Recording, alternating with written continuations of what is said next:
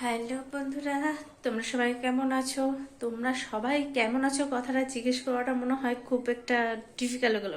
ঠান্ডাতে সবাই কেমনই থাকবে, আমি বা কেমন আছি, তোমরাই বা কেমন থাকবে, এটা জিজ্ঞেস করাটা একটু ডিফিকাল্ট হয়ে গেল। তবুও আমি তোমাদেরকে জিজ্ঞেস করছি, তোমরা সবাই যে যেখানে আছো ভালো থাকো, সুস্থ থাকো, ব্যাস এটাই চাই সবসময়। তো দেখো বন্ধুরা, আজকে হচ্ছে রবিবার। আমি সারাটা দিন বাড়িতেই ছিলাম। আজকে আমার ছুটি, অফিস নেই, দোকান নেই, আমার ছুটির সময়। তা আমি এখন রাতের বেলা এই এত ঠান্ডার মধ্যে তোমার দাদা কিছু মাংস এনে দিয়ে গেছে, মাংস করো, পরোটা করো। তা আমি চিকেন কষা করেছি। এই দেখো এরকম হয়েছে, আমাকে একটুখানি জানাবে তোমরা, হ্যাঁ? কারণ আমি তো রান্না সেভাবে পারি না।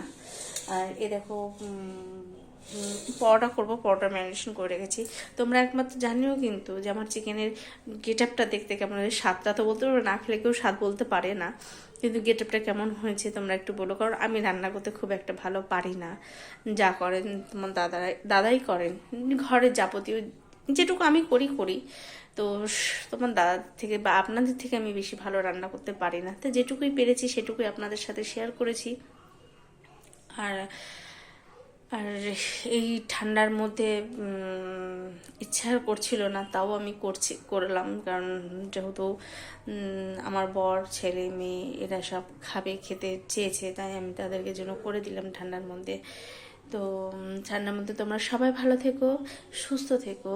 যদি আমার এই ভিডিওটা তোমাদের পছন্দ হয় তাহলে লাইক, শেয়ার, কমেন্ট করে চ্যানেলটাকে সাবস্ক্রাইব করে পাশে থেকো।